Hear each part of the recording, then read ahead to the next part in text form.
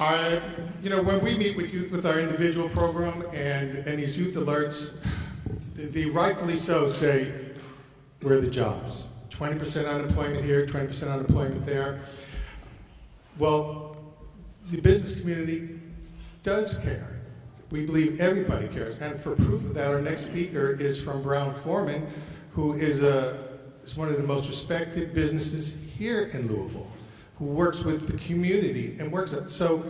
So again, we're always trying to disprove the notion that people don't care, because they do. And just the presence here alone, Mr. Ralph D. Chabert is living proof of that. So I'm going to introduce him right now. Ralph D. Bardet. That was close. And I practiced that too, you know? Okay. Okay. Thank you. Can I put this back? Yeah. Morning. It's good to be here. Nice to have an opportunity to share some thoughts with you. When I was asked to do this, my initial reaction was, I'm not really sure what I have to share that folks will listen to, that young people will want to hear, that adults, in fact, will necessarily want to hear. But I thought I would come and try to share some perspectives anyway. And so what I'm going to do is I'm going to share some thoughts about Ralph. And by the way, it is de Chabert. So it's a little tricky, I know, it gets kind of complicated. But I'm going to take you back, and I'm going to walk you through Ralph's experiences. And I'm hoping that if I begin with the end in mind, that the message really is, at the end of the day, where we are in life is dependent in large measure on the decisions we make, and we all get to choose. So let me walk you through and just share some perspectives with you for what it's worth. I'm coming up some steps with my mother, and we went to a puppet show. We were living in New York, and we're living with my grandmother, and we're coming up the steps. My father meets us at the top of the steps. And there's an argument that ensues, and he's accusing her of cheating. And next thing I know, there's a fight. And the next thing I know, my father's on top of my mother on the bed, and he's pounding her, and blood's flying everywhere. And I try to get my father off of my mother, and my father beats me, and knocks me into the wall, goes back and wails on my mother some more. And then it just stopped. And my mother's completely disfigured. I don't even recognize her. And I have some choices to make growing up, because my mother decides to leave my father. And I've got choices. And my choices are simply these. I can grow up and be like my father, or I can choose a different path. I grew up disliking my father. I grew up wanting to be bigger than my father, so that the thing that I could do was what he did to us. But I learned better, and I learned to be compassionate in the process. But it wasn't an easy journey, not at all. But again, I had a choice. And what's fascinating is that I would say to you, I'm here today because of a woman. She made all the difference. And so when you hear this discussion about what are the connecting points, the fact of the matter is that oftentimes there are connections in our lives. The issue is, are we able to access them? Do we even know that they're there? Can we take advantage of them? So let me move you along. So I'm living with my mom, and we're kind of doing what we need to do. We're living in New York, and I'm in Brooklyn. So, third grade, I'm moving along. My mother goes to work every day. I go to school every day. So there was no daycare. It was, you have these rules, these responsibilities. My mother had standards and expectations, and they needed to be met. Let me just tell you just a quick, kind of a humorous story. I grew up Catholic, and one of the things you do as a Catholic is you pray for the faithfully departed. Well, the school that I attended, St. Benedict's, was right next door to a funeral home called Farley's. And again, remember, every day my mother went to work, I went to school. And I would go into Farley's every so often and pray for the faithfully departed because I was a very good Catholic. Scared to death. And Farley's had like a downstairs, and I couldn't get into the downstairs. I just could not bring myself to go downstairs. But nonetheless, I'd go over to one of the parlors, and I'd stand there, and I'd say a few prayers, and I'd leave. So now, my mom comes home, and if I didn't do the right thing, my mom would get up close to me and she'd say, "Boy, do you want to be at Farley's?" I'd have some real vivid images of Farley's. I was like, "No, Mom, I don't want to be there." But again, she had standards. There were expectations. But also during that time, there were gangs everywhere. There were the Corsairs, the Corsair Lords, the chaplains, the baby chaplains. There were gangs for every group. There were women's groups, there were men's groups, there were little kids groups. They had gangs for everything. And my job was to stay out of the gangs. So we moved from New York and we moved to Connecticut. And my life changed drastically. And it went from not just being poor, because we were very poor, but it also was about class. It was about race in very, very distinct, very stark terms. And I had to deal with those issues. So now I'm going to St. Margaret's. I'm the first African American in the history of that school, and the only one, and they didn't want me there. And guess what I had to deal with? Fights. Because they did not want me in that school. Now, I'm moving from New York, where I go to St. Benedict's and I'm doing what I have to do, and I'm now going to St. Margaret's and I have to fight to go to school.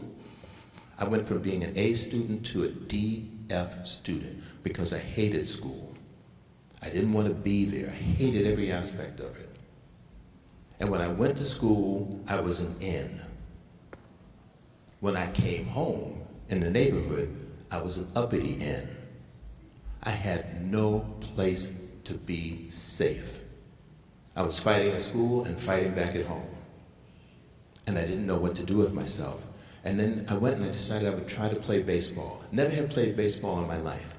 But there was this man named Mr. Monterey. He looked at me. Mr. Monterey was white. And he said, "I'm going to make a baseball player out of you."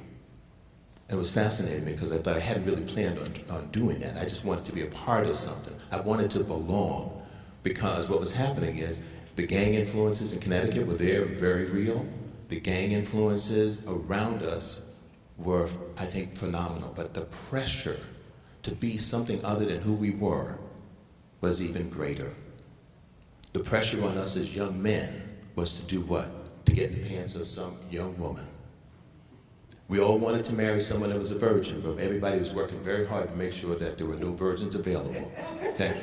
But it was amazing because it was this real mindset. If you wanted to be a man, you had to prove that you had done that. The other thing you had to prove was that you could knock someone out with one punch. Then you were a man. So here I am trying to avoid all of that, playing baseball with Mr. Monterey's team. And one of the things that Mr. Monterey did was he worked me because he knew I didn't know a thing about this game. He worked me like crazy.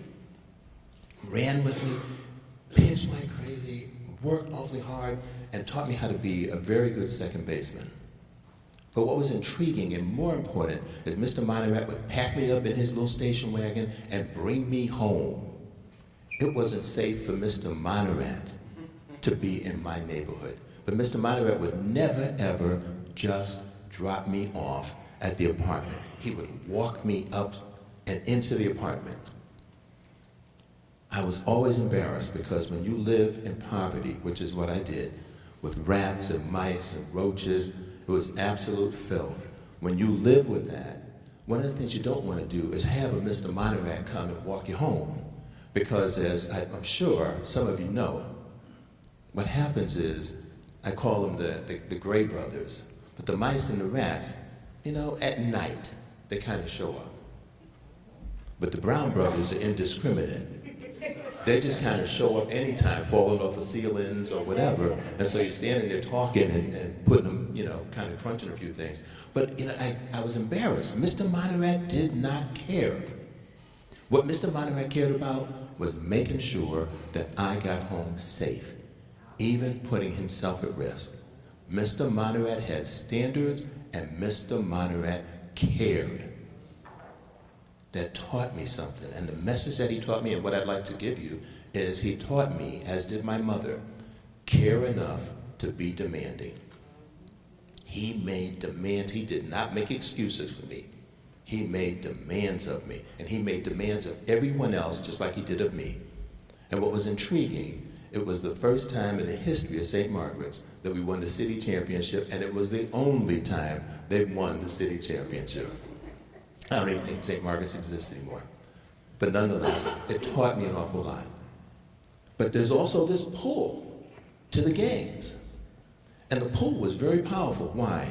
Because the gangs gave me a sense of inclusion. I didn't have to fight in some respects, and yet we had to fight all the time.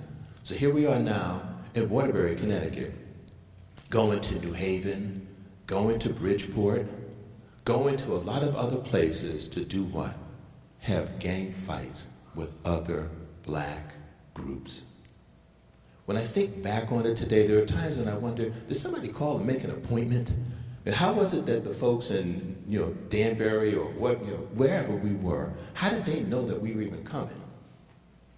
But they would be prepared, and there would be these fights. And there was a little group of us, and we had one another's backs because we really didn't want to be in any of that stuff. But you're part of it. At one point in time, one evening, I was given a gun. And what I was supposed to do was go shoot someone white. And I was supposed to go and ask them, hey, do you have any money? But I really wasn't supposed, the money was not the issue. The issue was I was supposed to shoot someone white. I could not do it. I could not do it. In part because I had a Mr. Monterey in my life who was white, who had made a significant difference. I had a mother who had standards. I could not do it. Extricating myself from that environment, the gangs, was very difficult. So I started focusing on sports, started focusing on football. Now I went out for football not because I was this great athlete. I went out for football because I was angry. And football, you could go out and hit people. Okay, I became real clear that football for me was a form of legalized assault because you could wail on people. I'm at Sacred Heart High School. I'm the first African-American male in the history of that school and the only one for the 4 years I'm there. And they didn't want me. But when it came time for football, it didn't matter who wanted me or not. I was on that field and my intentions were to hurt people because I was angry. And I went back to the community, and I would tell the brothers, and I would say, we don't have to do the gang war. We don't have to do that. Because white people give you awards for hitting people. And this is how narrow my world was, how crazy my world was. But no one would listen. And so I went on and I played and kind of went through that, and then I decided to go off for basketball. Now, bear with me here as I tell you this, because this is going to sound a bit bizarre. I knew nothing about basketball, nothing. But I'm playing football, and everybody thinks, well, because he's African American, he plays a good game of football, he must know how to play basketball. I didn't know a thing about it, nothing. So they tell me when the first night of practice is, and what they do is they tell me when practice is ending. I didn't know that. So I show up, and it's the end of practice, and I realized, okay, folks didn't want me. The basketball team, they're kind of prima donnas of sorts, didn't really want me to be there. But nonetheless, there's this situation. The coach looks at me, and what do you think the coach thinks? This brother can play. Okay? So there's this out of bounds play. So here I am standing. He gives me one of these little tops to put on. So I'm a member of one of these teams. I don't even know what that's about. Nonetheless, he gives me the ball. And there's this guy standing in front of me, and he's jumping up and down, and he's saying, give me the ball, give me the ball. And I'm looking at him, and I'm thinking, I've got two choices. I could either give him the ball, or I can knock him out. Because I don't like him in my face. And I decided I'll give them the ball. So I gave them the ball, and they went running down the floor, 5 against 4, and scored, and everybody laughed. And I knew right away I did something really, really dumb. I did something incredibly stupid. And what I did was I left, and I taught myself how to play. I made demands of myself. I taught myself how to play basketball, and came back a year later and played and made the team, and then wound up being captain of that team, teaching myself how to play. But there's another story here. It took me 5 years to get out of high school. Why is that? Because the basketball coach was also my guidance counselor. The basketball coach didn't really care about me as a student. The basketball coach cared about me as a player. And he thought, 1 more year, this could be pretty interesting in terms of what this guy has in terms of ability. So he calls my mother in, he says, Mother Watkins, Ralph needs a little more seasoning. My mother thinks that, well, he isn't doing well in school. Okay, and I'm saying, Mom, you don't understand. He doesn't really care. And she's saying, listen and do the work. So now I'm in school, and I've got this teacher. His name is Mr. Giroux. And what I'm trying to share with you, gang, is I'm trying to share with you connections. I'm trying to share with you those points where if I had missed them, I don't know where I would be today. But Mr. Giroux, I come into class one day and I'm late, and I'm eating an ice cream cone. And he said, you can't come in here with that. And I looked, I said, you talking to me? Now, I'm not a mean person. I'm just a little bit of a clown. But I'm saying, you talking to me? And he said, yeah, I'm talking to you. You're late. You can't come in with this ice cream cone. You got detention. So I leave, and I'm thinking, he's a new teacher. He just hadn't heard. I need to be eligible that weekend to play. Because that's how it worked. The football coach would pull me aside and say, don't you want to be like Martin Luther King? And I would stand there and say, how long is it going to take for you to tell me you're going to pass me even though you know I haven't done a thing on this test? Everybody in the classroom knew that you were going to pass me. So why did we play this game? I had adults in my life who honestly did not care, but I had to balance them off against the good fortune of having a mother and a Mr. Monterey that I could hold on to and say, there's something different. So all of a sudden, this Mr. Giroux is different. And he's teaching civics, and I think, okay, I'll get this. And he said, I got standards. I'm going to hold you accountable. Another message. If you're going anywhere, you have to hold yourself accountable, and others have to hold you accountable. The next year, he's teaching English, and I take Mr. Giroux in English, and he made Shakespeare come alive for me. And I thought, I'm going to do what Mr. Giroux did. So he went to school at St. Francis College of Bedford, Maine. There I went, St. Francis College of Bedford, Maine. I'm the only African American in the entire community of Bedford, Maine. But I do that, graduate, go to Cleveland, work on graduate studies, and I teach and I coach at a place called Cleveland East Tech. Think about it, from not knowing how to play the game to being able to coach the game, and also being the assistant when we won the state championship in AAA basketball, which is the highest level in Ohio. How'd you get there? Holding on to the messages that I received, even though sometimes they were threadbare. See, because in between all of that, I'm now in Cleveland, and I'm exercising, running, and out there playing in this park one day, playing some basketball, and these 12 white men come in, and the park is gated off, and these 12 white men come in, and they say, we're going to play some nigger ball. And I'm thinking, this is a problem. And I'm with these young kids who are my players. And this one guy puts a bottle in the face of one of the kids, and he says, here, drink this. And I say, hey, look, man, they don't drink. He said, I know all niggas drink. I said, they don't drink. So the guy takes out, and they were drinking, the 12 of them, they had, reefer and so on. He takes out this weed, and he gives it, puts it in front of the kid, and he says, here, smoke this. I said, honest, the kids don't, please don't. Because in my mind I'm thinking, these parents have trusted me with their children.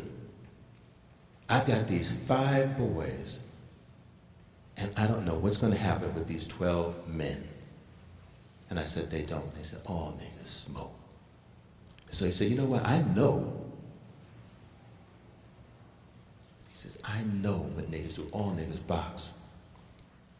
And I decided right there and then that I needed to box with this big guy in an effort to make sure that my kids got away. And they got away, but it left me with these 12 people. And I share this with you because this is that violence thing where there's always this pull to bring you back into that place where you're trying to get away from it. And they beat me pretty severely. And I'll never forget it, going to the hospital and having a police officer write the issues down on the back of an envelope, and I never heard from anyone. I had some choices to make, and one of my choices was I could go out and do the same thing to others. I went to the police station and I asked, what are you going to do about this? And the officer said to me behind the desk, he said, you get us some names and we'll help solve the problem. You know what I heard? Take matters into your own hands. That's what I heard. I had a choice to make. And the choice that I had to make was, Ralph, get to a more constructive, positive place, or fall into the trap. Because what do you think would have happened had I found a way to take issues and matters into my own hands? I would have been on the other side of that cell. Wouldn't have worked. I share that with you because all I'm trying to say to you at the end of the day is that we all have choices. When I'm at Sacred Heart and I'm finally playing basketball, I get out of the shower and I'm drying and I'm finding I got spit on me. And I'm thinking, you know, why? All I want to do is play. All I want to do is be a part of something constructive. And here these guys are, really don't want me, irrespective of my talent, don't want me on the team. And I have this, globules of spit I'm wiping off. So what do? I go back to the community and I ask for the support of the fellows who were in these gangs to say, would you just come to practice with me one time? Because I just need to deliver a message to them. And so all of a sudden, all the brothers show up. Because now I'm accepted, in the community. I'm over here being really accepted because I play and I'm playing pretty well. So the brothers show up and here they are in the locker room and I have a conversation with these guys. And my conversation is simply this. You know what? I cannot beat you all at once. But one-on-one, you gotta get some in order to bring some. That's how angry I was. And I just wanted them to have my back. And the nonsense ended right there and then. There were no fights. And I wanted again to say to the brothers, I know you're bad, but you don't have to do this. Please follow another avenue of travel. And every now and then when you get pulled into it, don't respond. It takes more energy, more effort not to. It is easy to respond negatively and violently. It is easy to do that. I know that. I saw my father do it. I know that. I've experienced it in numerous ways, and I've experienced it even in the world of business. But what I would say to you, again, is that choices, we all have them. We all have connections. Sometimes we don't even see or know how important and or profound those connections might be. But they're there, and I would implore you to take advantage of them. Any opportunity you get. Thank you.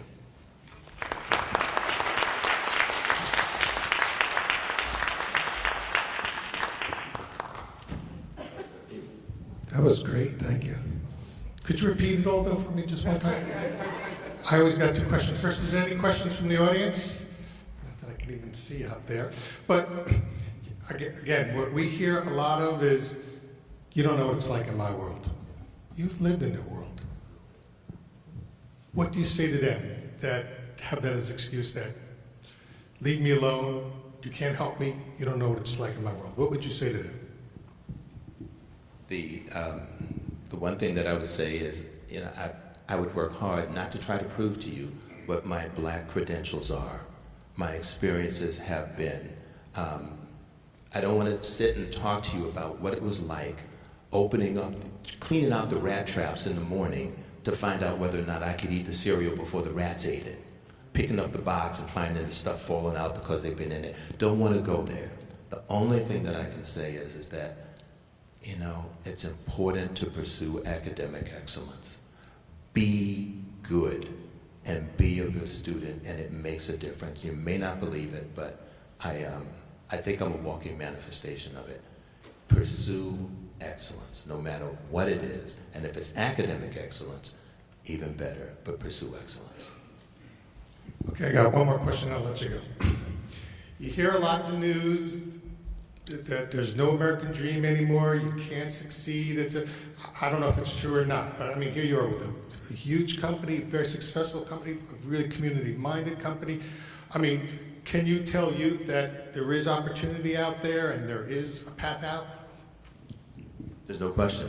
There's no question in my mind whatsoever, but that there is opportunity and a path out. Companies like Brown-Forman, we provide scholarships to young folks.